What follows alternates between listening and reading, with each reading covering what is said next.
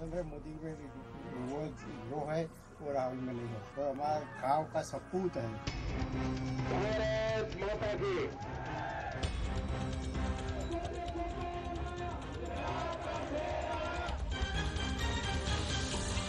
World का कोई भी कोने में जाके आप देखो, नरेंद्र मोदी की बात होती है।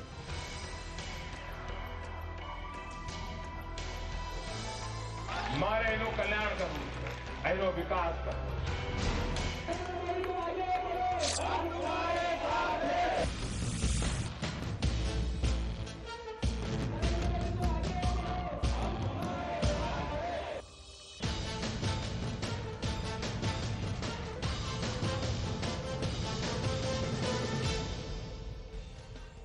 Welcome. You're watching We Mean Business. I'm Shweta Rajpal-Kohli. The ongoing winter session of Parliament, once again a reminder of the rise of regional forces in India. The SP and the BSP first bailing out the government on the FDI vote and now putting it in a tight spot over the quota bill. Meanwhile, the centre of late encouraging states to decide their own economic future, for instance, by taking a call on whether or not they want FDI in multi-brand retail. There are other states that are becoming role models for others, either by their impressive development or by taking critical decisions like cutting taxes on petroleum products, sending a message that good economics can also mean good politics. As Gujarat goes to vote today, we discuss how critical have states become to the country's overall economic progress and whether India's future lies in states showing the way. Let me introduce our power-packed panel today on the show. With me here in the Delhi studio, Mr. Sunil Alagh, Chairman of SKA Advisors and former MD and CEO of Britannia Industries. Mr. H.K. Dua, very well-known journalist and Member of Parliament. Simon Denier, Bureau Chief of the Washington Post in India. Sanjay Jha, author and co-founder of HamaraCongress.com. And Kalikesh Narayan Singh Deo, Lok Sabha MP, BJD. Thank you all for being with us here on the show. Let me start by actually asking Simon about a piece that he had written not so long ago about a new narrative that seems to be emerging in India, perhaps just talking about the theme that we are discussing today. Also, you believe that the rise of regionalism will lead to a new kind of prosperity for the country. I think so, yes. I think there's a number of reasons for that. I mean, one is that there's a sense at which states are competing against each other to attract investment. So that kind of competitive liberalisation, if you like, they're holding summits, they're looking at what other states, they want to get investors to come to them. So that's one aspect of it. Sure. Another aspect of it is that states that are delivering, chief ministers that are delivering good rates of economic growth, are tending to get re-elected more often than not. So that's driving people in some states to focus on development and economic growth. And I think what you've seen with the way that FDI rolled out in retail is the government also realising that by giving the power to the states, you can actually get more buy-in to a policy, you can get a policy rolled out, you can overcome opposition. And I think that's something, it's not just in FDI and retail. When I went to see the petroleum, when it was Moily, the petroleum minister, right, and he was talking about the bailout of the petroleum companies, he was very much talking about the states. Right. The states have to take this package up. They will see the benefits. It's an enabling policy. That's the kind of language that he's using. So I think it's something that the centre doesn't always realise, because the centre likes to have central control. Right. But at times, the centre realises that that's a good way to go to get states buy-in to particular economic policies. Right, Mr. Dua, in that sense, as Simon was saying, it was a smart strategy on part of the government, at least in FDI and multi-brand retail, to use that as a potential caveat that, states can decide whether they want it or not. It was a way to actually push that reform through. But do you see that really becoming the future of the country, the fact that states will decide the reform? No, I see dangers in this. The states, by nature of the regional parties, cannot have a national outlook. Mm-hmm. They cannot have. Now, by conceding the states' right to have their own decision on FDI, you have also excluded a chunk of the country from FDI, which was a forward-looking policy at that time. Okay. And still is. But chunk of the country has opted out.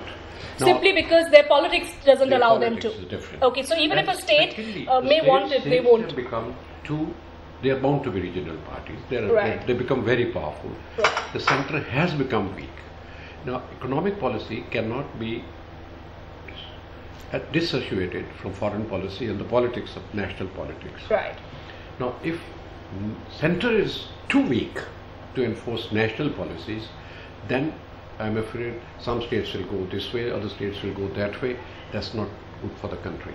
Look at this. So many decisions central government have to roll back. Here is central government. They offers Teesta agreement to Bangladesh. Right. And West Bengal, of course, West Bengal revolted. rejected. FDI is another. This railway budget. You could not have a railway budget. You can't have states to have their own railways as they used to be before independence. Different areas, they have different railways. Because Now- again, regional politics came in the way, Again, right? regional parties. They had to change the railway minister during the budget, who has presented the budget could not steer the budget. But Mr. Dua, in an No. era of coalition politics, what choices do we have, is my question. Is there any escaping from There's this no trend? choice. There is one advantage in coalition politics. Coalition partners, when they are at the center, they develop some national outlook, but that's a long-term game. But the pulls and pressures from different states, look at what's happening now on Mulayam Singh versus Mayawati. BSP. It Right. has stalled parliament. Right. It has stalled major legislation.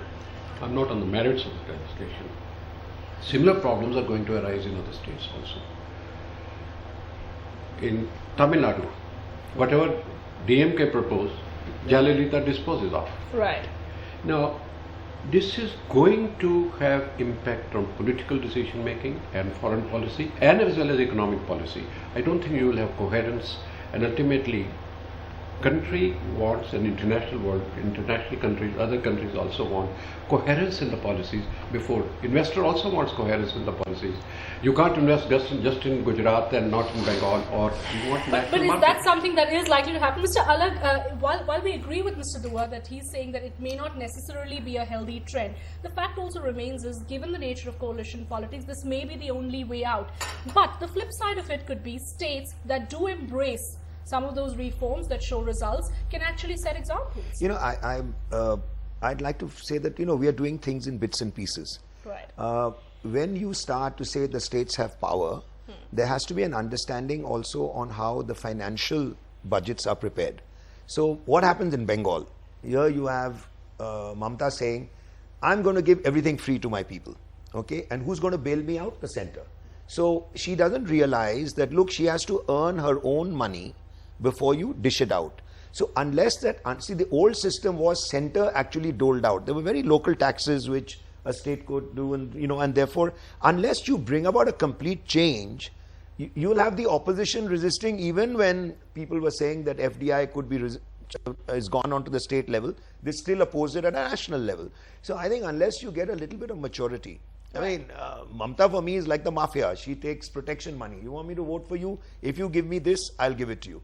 So unless you have responsible state leadership, and I don't mean responsible means that everybody has to say yes to economic growth and whatever the center But how do you ensure stays. that? I mean, that's something you cannot ensure. You cannot ensure, fine. Right. So if you cannot ensure, once they know that they have to get their own finances, that will ensure it. Which, unless you change the system of sharing the money earned, Okay. and you have to generate, so she has to raise taxes. If she doesn't raise taxes in Bengal, she doesn't have the money to do what she wants to do, and that has to change. Add to Sunil, this is a very correct point. Most of the states want bailouts from the center. Right, right. And they're always criticizing the center for not giving enough. Decision making Okay. autonomous when you are dependent on the bailouts by the center. Now, no state or no central government can exist and go forward to take the country forward unless you raise the taxes. Right, right. You have to raise the revenue. It's not going on trees, as Manmohan Singh said. Money doesn't grow on trees. Trees, right. Now, Well, that's one of the few times he spoke. Mamta wants bailout. Mamta wants bailout, and that's one of the unspoken reasons for our falling out with the center. Bihar says they want special package. Jayalalitha wants a special package. Right. Akali's governments have always been saying we want a special Special package package, because they were right. victims of terrorism and all that kind of thing. Now, each state wants special packages because they think they will earn unpopularity if they levy taxes. But they are ready to give the bailouts to the people. India's #1 news app just got even better. Download NDTV's new app. Fully optimized for retina display. Full screen view. Faster response time.